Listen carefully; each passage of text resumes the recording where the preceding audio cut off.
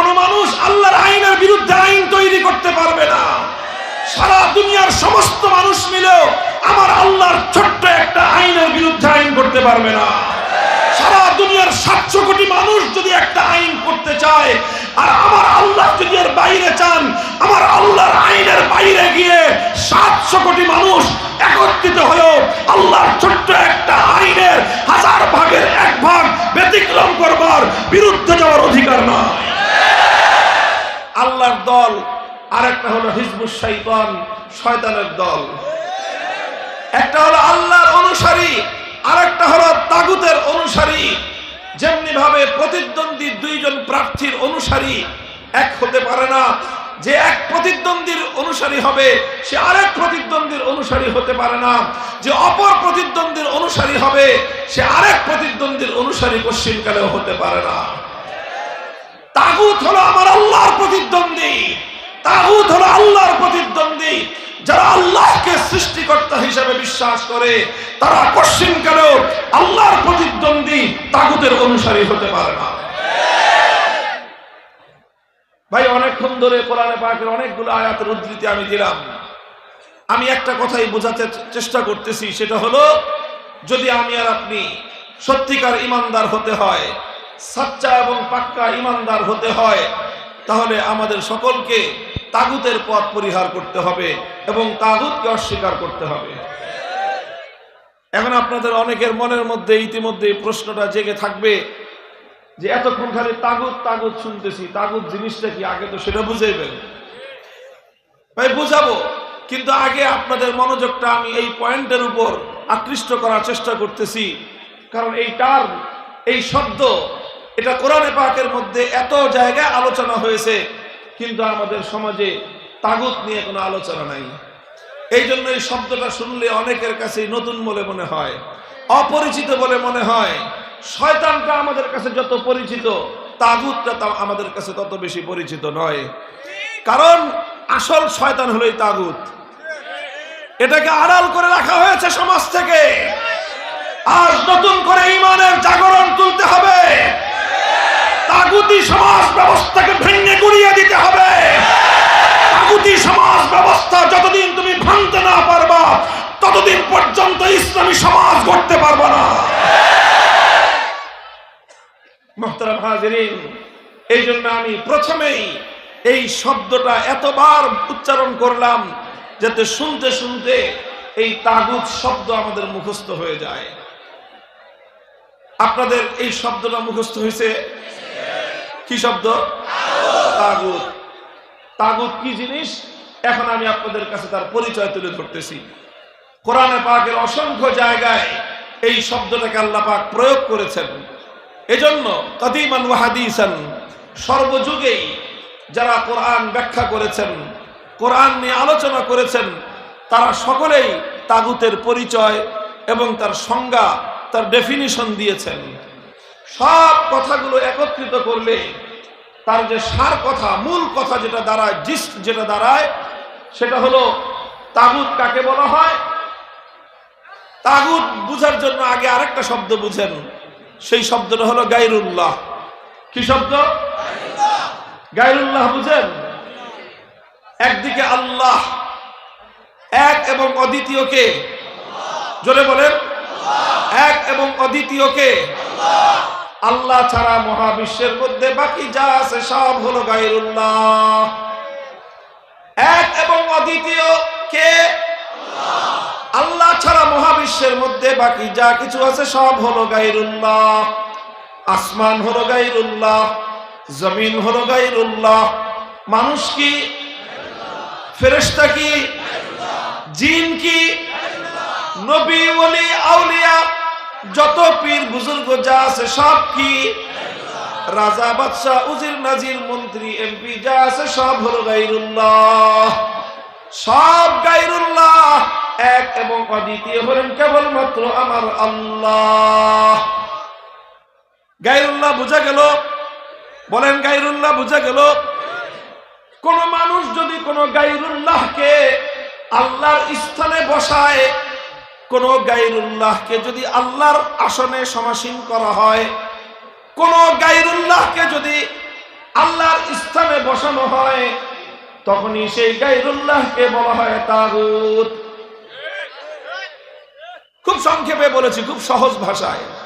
কোন গায়রুল্লাহকে যদি আপনি আল্লাহর স্থান দেন, যেই মর্যাদা কার, যেই স্থানটা কার, আল্লাহর জন্য সংরক্ষিত স্থানে কেউ যদি কোনো গায়রুল্লাহকে বসায়, সেই গায়রুল্লাহকে বলা হয় তাগুত। বুঝা গেল? আমি দৃষ্টান্তের মাধ্যমে বিষয়টাকে ক্লিয়ার করতেছি। এটা খুব প্রয়োজনীয় একটা কনসেপ্ট।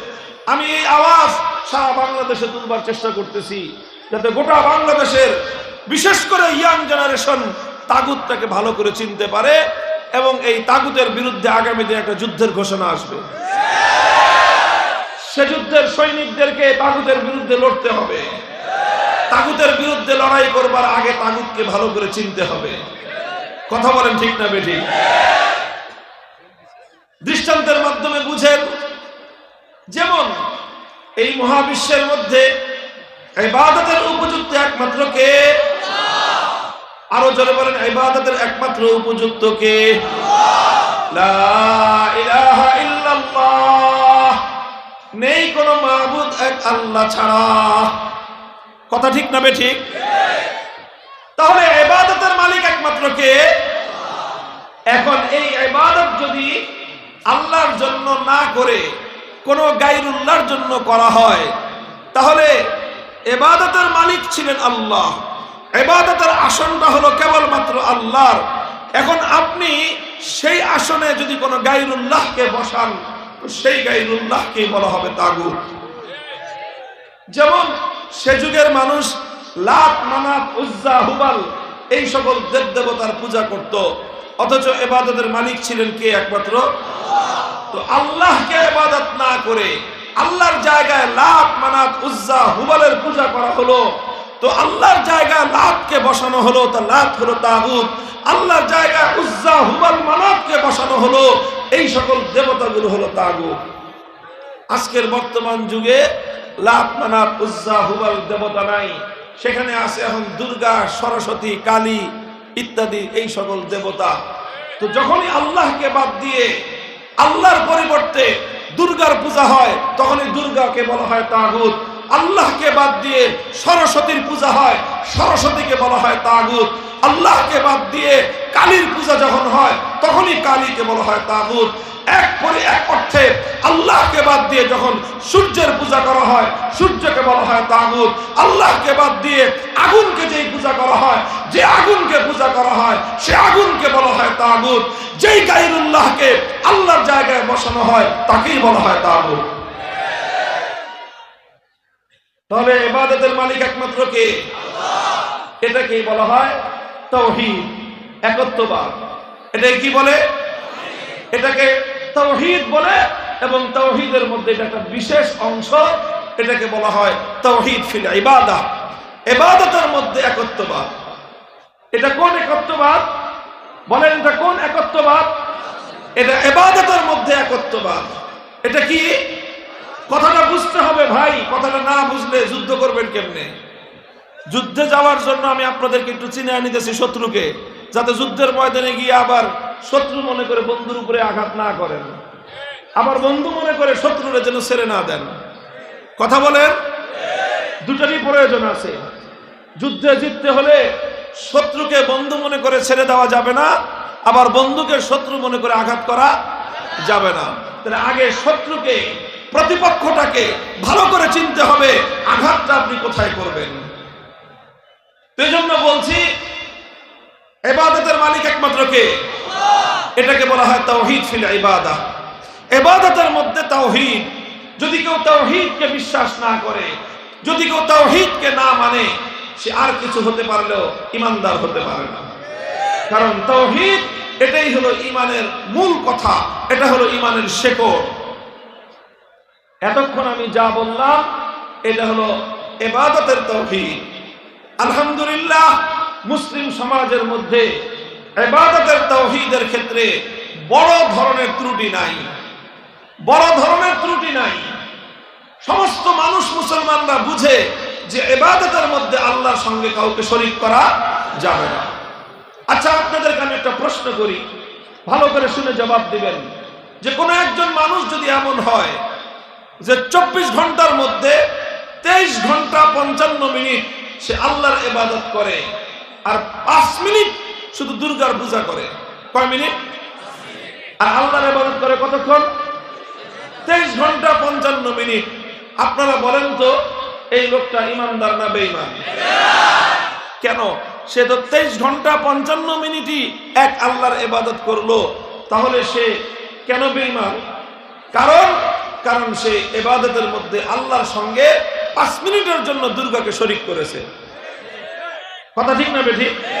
আচ্ছা, 5 মিনিট না আরো কমায় দেন, 1 মিনিট, শুধু 1 মিনিট সে দুর্গার পূজা করে, আর 23 ঘন্টা 59 মিনিট আল্লাহর ইবাদত করে, ইমানদার না বেঈমান?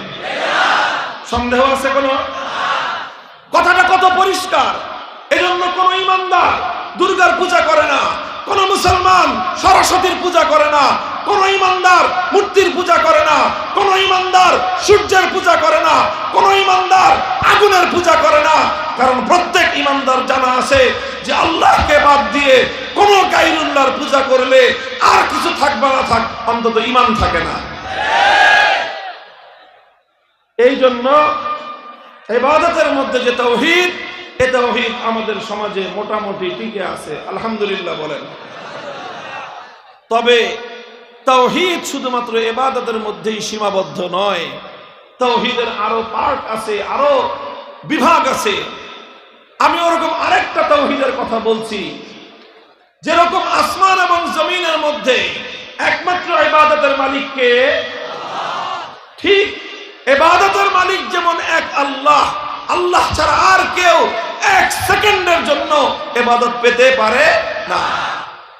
ঠিক তদ্রূপ আসমান এবং জমিনের মধ্যে, মহাবিশ্বের মধ্যে চূড়ান্ত ভাবে, নিরঙ্কুশ ভাবে, সর্বোচ্চ ভাবে আইন এবং বিধান তৈরি করার একমাত্র অধিকার কার? এটাও ভালো করে বুঝেন, কোনটা বৈধ হবে, কোনটা অবৈধ হবে, কোনটা আইনসম্মত হবে, কোনটা বেআইনি হবে, চূড়ান্ত ভাবে নির্ধারণ করবার একমাত্র অধিকার কার? এটাকেও বলা হয় তাওহীদ। এই তাওহীদটাকে বলা হয় তাওহীদ ফিল হাকিমিয়া। আগেরটা ছিল তাওহীদ ফিল ইবাদাহ, ওটা ছিল ইবাদতের তাওহীদ। আর এটা হলো হুকুমের তাওহীদ, যে হুকুম করার অধিকার, আইন করার অধিকার, বিধান দেওয়ার অধিকার চূড়ান্ত ভাবে একমাত্র কার? ইনিল হুকমু ইল্লা লিল্লাহ। কোরআন পরিষ্কার করে বলে দিয়েছেন, আইন তৈরি করবে চূড়ান্ত ভাবে একমাত্র কে? এখন আইন যেহেতু একমাত্র আল্লাহ তৈরি করবেন, এটা হলো আইন তৈরি করবার ক্ষেত্রে আল্লাহ হলেন এক এবং অদ্বিতীয়, এটাও আল্লাহ পাকের একটা তাওহীদ। ইবাদতের মধ্যে যেরকম আল্লাহর তাওহীদকে বিশ্বাস না করলে একজন মানুষ মুশরিকে পরিণত হয়, আইন এবং বিধান তৈরি করবার ক্ষেত্রেও কোন মানুষ যদি আল্লাহর একত্ববাদকে বিশ্বাস না করে, সেও সমানভাবে মুশরিকে পরিণত হয়। এখন কেউ প্রশ্ন করতে পারেন, তাহলে আইন এবং বিধান দেওয়ার ক্ষেত্রে আল্লাহ এক এবং অদ্বিতীয় যদি এমনই হয়, তাহলে মানুষ কি কোনো আইন করতে পারবে না? প্রশ্নটা বুঝেছেন? মানুষ কি কোনো আইন করতে পারবে না? এই হলো প্রশ্ন। এই প্রশ্নের জবাব হলো যে হ্যাঁ, মানুষ আইন করতে পারবে, মানুষ বিধান তৈরি করতে পারবে, তবে এক শর্তে। কয় শর্তে? কয় শর্তে? এক শর্তে মানুষ আইন এবং বিধান তৈরি করতে পারবে। মানুষের আইন এবং বিধান তৈরি করবার শর্ত হলো যে মানুষ আইন করতে পারবে এই শর্তে যে মানুষের আইন কোনোদিন আল্লাহর আইনের বিরুদ্ধে যেতে পারবে না। কোন মানুষ আল্লাহর আইনের বিরুদ্ধে আইন তৈরি করতে পারবে না। সারা দুনিয়ার সমস্ত মানুষ মিলেও আমার আল্লাহর ছোট্ট একটা আইনের বিরুদ্ধে আইন করতে পারবে না। সারা দুনিয়ার 700 কোটি মানুষ যদি একটা আইন করতে চায়, আর আমার আল্লাহ যদি এর বাইরে চান, আমার আল্লাহর আইনের বাইরে গিয়ে 700 কোটি মানুষ একত্রিত হয়েও আল্লাহর ছোট্ট একটা আইনের 1000 ভাগের 1 ভাগ ব্যতিক্রম করবার বিরুদ্ধে যাওয়ার অধিকার নয়।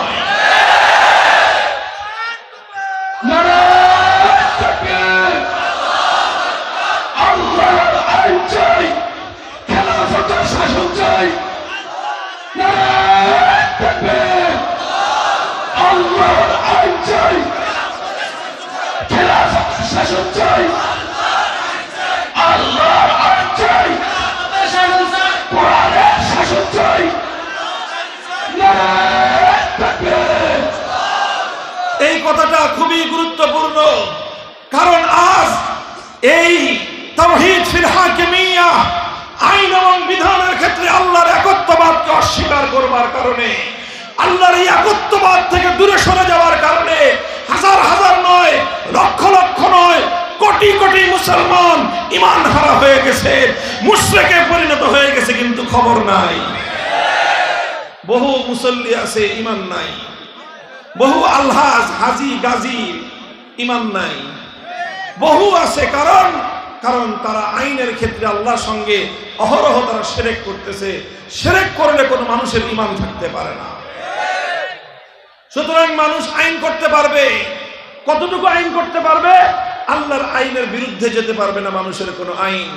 মানুষের আইন যদি আল্লাহর আইনের বিরুদ্ধে চলে যায়, যে মানুষ আল্লাহর আইনের বিরুদ্ধে আইন করবে, সেই মানুষটাকেই বলা হবে তাগুত, কারণ সে আল্লাহর আসনে বসতে চায়। যে আইন আল্লাহ করেছেন, আল্লাহর সে আইনকে বাতিল করে, আল্লাহর সে আইনকে পরিবর্তন করে, আল্লাহর সে আইনকে অস্বীকার করে যেই মানুষ কোন আইন তৈরি করবে, সেই মানুষটাকেই বলা হবে তাগুত। আল্লাহর আইনের বিরুদ্ধে যদি আইন করে কোন রাজা বাদশাহ, সেই রাজা বাদশাকে বলা হবে তাগুত। আল্লাহর আইনের বিরুদ্ধে যদি কোন আইন জারি করে কোন রাষ্ট্রপতি, সেই রাষ্ট্রপতিকে বলা হবে তাগুত। আল্লাহর আইনের বিরুদ্ধে যেই প্রধানমন্ত্রী আইন জারি করবে, সেই প্রধানমন্ত্রীকে বলা হবে তাগুত। আল্লাহর আইনের বিরুদ্ধে যেই মন্ত্রী পরিষদ আইন অনুমোদন দিবে, সেই মন্ত্রী পরিষদকে বলা হবে তাগুত। আল্লাহর আইনের বিরুদ্ধে যদি কোন আদালত অথবা কোন বিচারপতি কোন আইন জারি করে, সেই আদালত এবং বিচারককে বলা হবে তাগুত। আল্লাহর আইনের বিরুদ্ধে কোন আইন পরিষদ, কোন সংসদ যদি কোন আইন পাশ করে, সেই সংসদ, সেই আইন পরিষদকে বলা হবে তাগুত।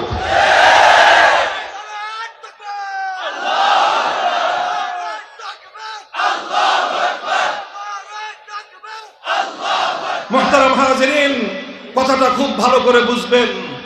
আল্লাহর কোরআন বলেছে, আল্লাহ নিজে বিস্ময় প্রকাশ করেছেন, আশ্চর্য প্রকাশ করেছেন।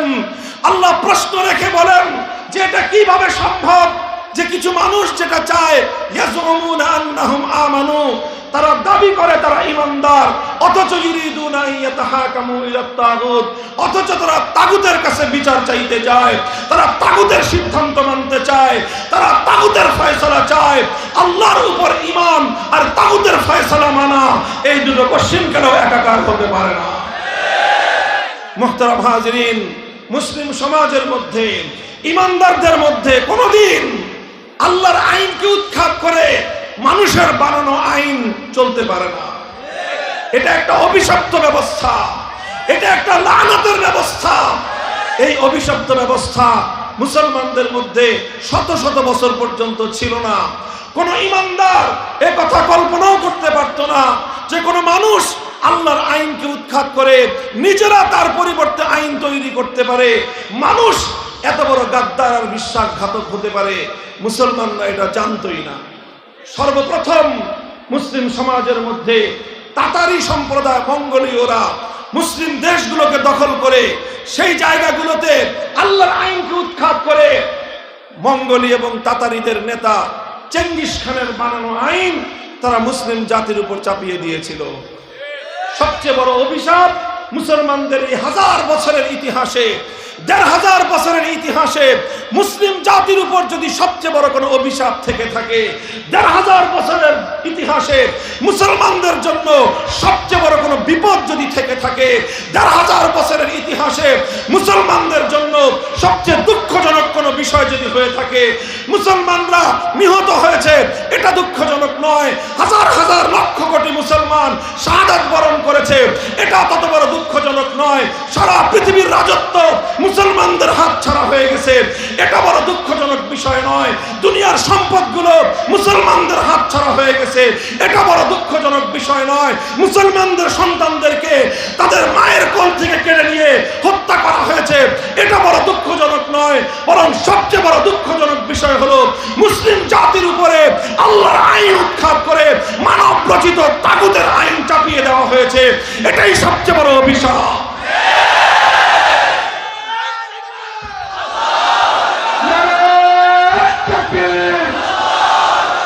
তাগুতের বিরুদ্ধে গড়ে তোলা আন্দোলন, তাগুতের বিরুদ্ধে গড়ে তোলা আন্দোলন, তাগুতের বিরুদ্ধে নারায়ে তাকবীর।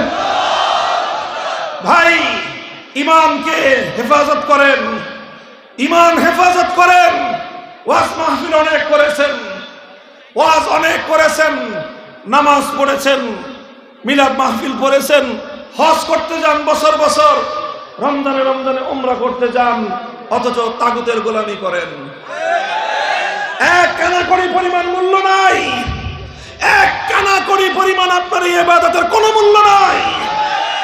সর্বপ্রথম আপনাকে ঈমান দুরস্ত করতে হবে, সর্বপ্রথম আপনাকে তাওহীদের উপর উঠতে হবে।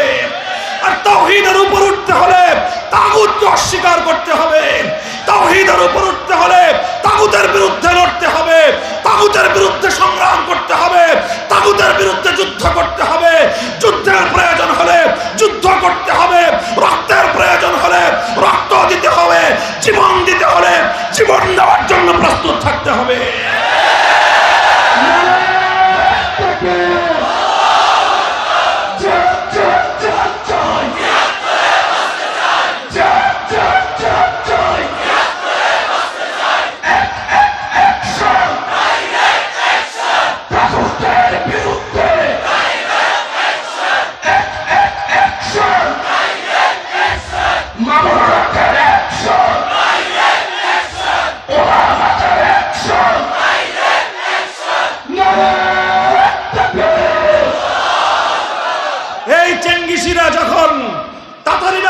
মুসলমানদের উপর চেঙ্গিস খানের বানানো আইন চাপিয়ে দিল, আল্লাহর আইন উৎখাত করে দিল, মুসলমানরা এক মুহূর্তের জন্য নীরব থাকে নাই। বিশেষ করে আলেম সমাজ এক মুহূর্তের জন্য মানব রচিত আইনকে তারা বরদাস্ত করে নেয় নাই। ইতিহাস সাক্ষী, তাতারীদের বিরুদ্ধে তারা লড়াই করেছে, সংগ্রাম করেছে, যুদ্ধ করেছে, রক্তের সাগর প্রবাহিত করেছে, জীবন দিয়ে দিয়ে মুসলমানদের লাশের স্তূপ পড়ে গিয়েছে, মুসলমানরা সব কিছুকে বরদাস্ত করে নিয়েছে, কিন্তু আল্লাহর আইনের পরিবর্তে মানুষের বানানো আইনকে তারা মেনে নেয় নাই। শাইখুল ইসলাম ইবনে তাইমিয়া রাহমাতুল্লাহি আলাইহি জীবনের স্বর্ণ সময়গুলো, জীবনের সবচেয়ে গুরুত্বপূর্ণ সময়গুলো কারাগারে বন্দী থেকেছেন। ৬ বার তিনি জীবনের মূল্যবান সময়ে কারারুদ্ধ হয়েছেন। কারাগারের অন্ধকার প্রকোষ্ঠকে তারা বেছে নিয়েছেন, তাগুতের আইনের সামনে মাথা নোয়ার নাই। এই সংগ্রাম, এই আত্মত্যাগ, এই শাহাদাতের রক্তের বিনিময়ে এক সময় মুসলিম জাতির উপর থেকে আল্লাহ পাক রব্বুল আলামিন এই অভিশাপ দূর করে দিয়েছেন। মুসলমানরা চেঙ্গিস খানের আইন উৎখাত করে আবার আল্লাহর আইন বাস্তবায়ন করতে সক্ষম হয়েছে। এভাবে আবার শত শত বছর চলেছে। সালতানাতে ওসমানিয়া, খেলাফতে ওসমানিয়া ৭০০ বছর পর্যন্ত ওসমানী খেলাফত ছিল মুসলিম বিশ্বের মধ্যে। শাসন করত খলিফা, আইন ছিল কার? শাসন করত খলিফা, আইন ছিল কার? আমাদের এই পাক ভারত উপমহাদেশে ৮০০ বছর পর্যন্ত মুসলমানদের রাজত্ব ছিল। এই দীর্ঘ সময়ে, অধিকাংশ সময়ে শাসন করেছে মুসলমান, শাসন করেছে সুলতান, শাসন করেছে বাদশাহ, আইন ছিল কার? এরপরে আসলো 18 শতাব্দী। 18 শতাব্দীতে এসে মুসলিম উম্মার উপর আবার সেই বিপদ নেমে আসলো, মুসলমানদের উপর আবার সেই বিপদ চেপে বসলো। পশ্চিমা ইউরোপিয়ানরা মুসলমানদের উপর আগ্রাসন চালালো। ব্রিটিশ আমাদের ভারতবর্ষ দখল করে নিল। ফ্রান্স, ইটালি মুসলমানদের মধ্য এশিয়ার, আফ্রিকার বিশাল অঞ্চল তারা দখল করে নিল। দখল করে নেওয়াটা বড় বিষয় ছিল না, সবচেয়ে ভয়ঙ্কর বিষয় ছিল মুসলিম জাতিকে তারা দখল করে মুসলিম জাতির উপর আল্লাহর আইন উৎখাত করে ব্রিটিশ প্রবর্তিত আইন, পশ্চিমা ইউরোপিয়ানদের বানানো আইন মুসলমানদের উপর তারা চাপিয়ে দিয়ে। মুহতারাম হাজিরিন, যখন এই ভারত উপমহাদেশের, এই ভারত বাংলা এই উপমহাদেশের উপর যখন ব্রিটিশের প্রবর্তিত আইনের অভিশপ্ত বিধান চেপে বসলো, তখন আমাদের পূর্বসূরীরা যাদেরকে নিয়ে আমরা গৌরব করি, যাদেরকে নিয়ে আমরা অহংকার করি, এক মুহূর্তের জন্য তারা নীরব বসে থাকেন নাই। যা সামর্থ্য ছিল সবটুকু নিয়ে তারা সেই ব্রিটিশ বেনিয়াদের বিরুদ্ধে, সাম্রাজ্যবাদের বিরুদ্ধে তারা রুখে দাঁড়িয়েছিলেন।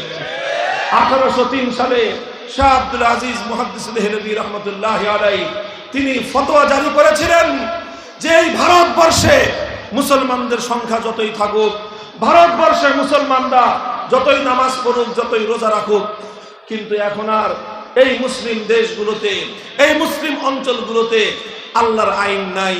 যেখানে আল্লাহর আইন চলে না, ইসলামের আইন চলে না, সেটাকে ইসলামের দেশ দারুল ইসলাম বলা যায় না।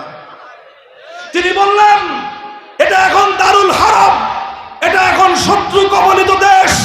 ব্রিটিশরা দেশকে দখল করে এই দেশের উপর তাদের বানানো আইন তারা চাপিয়ে দিয়েছে।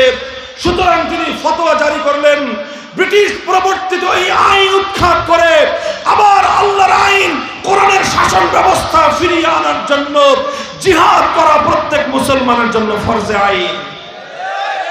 তিনি যখন এই ফতোয়া দিলেন, এই ফতোয়া বন্যী শিখার মতো জ্বলতে লাগলো। এই ফতোয়ার আলোকে আলেমরা ব্রিটিশদের বিরুদ্ধে জিহাদ করার জন্য প্রস্তুতি নিলেন। 1831 সালে বালাকোটের রণাঙ্গনে জিহাদ হলো, শহীদ হলেন সৈয়দ আহমদ শহীদ রহমতুল্লাহি আলাইহি। 1857 সালে শামেলের রণাঙ্গনে জিহাদ হলো, শহীদ হলেন হাফেজ জামিন শহীদ রহমতুল্লাহি আলাইহি। হাজার হাজার আলেমকে ফাঁসি কাস্টে ঝুলানো হলো, হাজার হাজার উলামায়ে কেরামকে আগুন দিয়ে পুড়িয়ে ভস্ম করে দেওয়া হলো, হাজার হাজার উলামায়ে কেরামকে গরু আর মহিষের চামড়ার মধ্যে ভরে নদীর উত্তাল স্রোতের মধ্যে ফেলে নির্মমভাবে তাদেরকে হত্যা করা হলো। ইয়েতিম হলো উলামায়ে কেরামের সন্তান, বিধবা হলো আলেমদের স্ত্রীরা, কোল খালি হলো আলেমদের মায়েদের। সব কিছু তারা বরদাস্ত করে নিয়েছিলেন, কিন্তু আল্লাহর কোরআনের শাসন ব্যবস্থার পরিবর্তে পশ্চিমা ব্রিটিশ প্রবর্তিত আইন ব্যবস্থা তারা মেনে নেন নাই। 1866 সালে দারুল উলুম দেওবন্দ প্রতিষ্ঠা করেন। 80 বছর সংগ্রাম করেন। 80 বছর সংগ্রাম করার পর 1947 সালে ব্রিটিশরা আমাদের দেশ ছেড়ে যেতে রাজি হয় এবং তারা ছেড়ে যেতে বাধ্য হয়। ব্রিটিশরা যখন এই দেশটা ছেড়ে চলে যাবে, তখন এই দেশের সামনে প্রশ্ন আসলো, এই দেশটা এখন কিভাবে চলবে? একসাথে চলবে না ভাগ হবে? হিন্দুরা বলল এই গোটা ভারতবর্ষ একসাথে চলবে। কেন? কারণ হিন্দুদের সংখ্যাধিক্য, তারা সংখ্যাগরিষ্ঠ। ভারত যদি একসঙ্গে থাকে হিন্দুদের প্রাধান্য থাকবে।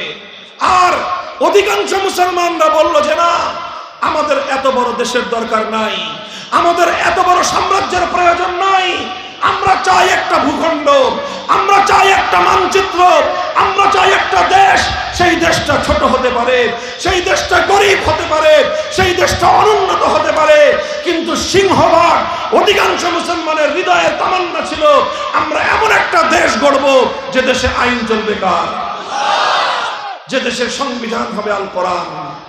এই অভিপ্রায় নিয়ে অধিকাংশ মুসলমান তারা একজোট হলেন। আর 1947 সালে এই ভারতবর্ষ দুটো দেশ হলো, একটা হলো ভারতবর্ষ, একটা হলো ইন্ডিয়া, আর একটা হলো মুসলমানদের ভূখণ্ড, নাম হলো তার পাকিস্তান। মুহতারাম হাজিরিন, পাকিস্তান নামটা এখানে মুখ্য নয়। আসল ব্যাপার হলো যখন এই দেশ ভাগ হয়েছে, এক ভাগ পড়েছে হিন্দুদের ভাগে, আরেক ভাগ পড়েছে মুসলমানদের ভাগে। এই মুসলমানদের জন্য আলাদা রাষ্ট্র গড়া উদ্দেশ্য আর কিছু ছিল না। রাজত্ব করা মুসলমানদের উদ্দেশ্য ছিল না, বাদশাহী করা মুসলমানদের উদ্দেশ্য ছিল না, ক্ষমতার স্বাদ আস্বাদন করা মুসলমানদের উদ্দেশ্য ছিল না, হালুয়া রুটি ভাগ বাটোয়ারা করা মুসলমানদের উদ্দেশ্য ছিল না। মুসলমানদের একটাই কামনা, একটাই বাসনা, একটাই হৃদয়ের তামান্না, একটা দেশ হবে, সে দেশে আইন চলবে কার। এজন্য মুসলমানদেরকে অনেক ত্যাগ স্বীকার করতে হয়েছে, অনেক জীবন দিতে হয়েছে, অনেক রক্ত দিতে হয়েছে। লক্ষ লক্ষ মুসলমান বাপ দাদার ভিটে মাটি ছাড়তে হয়েছে। যারা বয়স্ক মুরব্বী আছেন তারা সেই ইতিহাসের সাক্ষী। যারা ইতিহাস পড়েছেন তারা জানেন 47 সালে দেশ বিভাগের সময় কত মানুষকে কত ত্যাগ আর কোরবানি স্বীকার করতে হয়েছে, কত মানুষকে নিজের বাপ দাদার 14 পুরুষের রাজত্ব ছেড়ে দিতে হয়েছে, কোটি কোটি টাকার সম্পদ ছেড়ে দিয়ে একদিনে পথের ভিখারিতে পরিণত হয়েছে। মুসলমানেরা সব স্বীকার করে নিয়েছে, তারা সেই হিন্দুস্তান ছেড়ে দিয়ে, হিন্দুদের এলাকা ছেড়ে দিয়ে মুসলিম এলাকা, যেখানে আল্লাহর কোরআনের শাসন কায়েম হবে, যেখানে ইসলামী শাসন প্রতিষ্ঠা হবে, এমন একটা দেশ গড়বার জন্য সব মায়ের টান পিছু ছেড়ে দিয়ে, সমস্ত সম্পদের পিছনে লাথি মেরে শুধুমাত্র আল্লাহর ভালোবাসায়, আল্লাহর কোরআনের ভালোবাসায় তারা সবকিছু ছেড়ে দিয়েছিল। আর এই ছেড়ে দিয়ে আসার সময় অনেক বাবা সন্তানকে হারিয়েছে, অনেক সন্তান বাবাকে হারিয়েছে, অনেক মা সন্তান হারিয়েছে, অনেক মায়ের বুক থেকে সন্তানকে কেড়ে নেওয়া হয়েছে। সন্তান হারানোর বেদনা মা তার বুকের মধ্যে চেপে রেখেছে। একটাই সান্ত্বনা ছিল, একটা দেশ হবে যে দেশের আইন হবে আল্লাহর কোরআনের আইন। এই সব বরদাস্ত করে, অনেক কষ্ট স্বীকার করে, অনেক ত্যাগ আর কোরবানি স্বীকার করে, অনেক সম্পদ, অনেক জান মাল সব কিছু বিলিয়ে দিয়ে শুধুমাত্র আল্লাহর কোরআনের আইনের জন্য, শুধুমাত্র ইসলামী হুকুমতের জন্য মুসলমানরা সবকিছু হাসি মুখে বরদাস্ত করে নিয়েছিল। দোস্ত, আশ্চর্যজনক বিষয় হলো মুসলমানরা, গোটা ভারতবর্ষের মুসলমানরাই এই ত্যাগ আর কোরবানি স্বীকার করেছিল। সেই পাঞ্জাবের মুসলমানরা ত্যাগ আর কোরবানি স্বীকার করেছে, বলুচিস্তানের মুসলমানরা ত্যাগ আর কোরবানি স্বীকার করেছে, সেই সীমান্ত প্রদেশের মুসলমানরা ত্যাগ আর কোরবানি স্বীকার করেছে। সব ত্যাগ আর কোরবানি যদি একদিকে রাখেন, আর শুধুমাত্র আমার এই বাংলা অঞ্চলের, এই বাংলাদেশের মুসলমানদের যে ত্যাগ আর কোরবানি ছিল সেটাকে যদি আরেক দিকে রাখেন, বাংলাদেশের মুসলমানদের ত্যাগ আর কোরবানির পাল্লা ভারী হয়ে যাবে।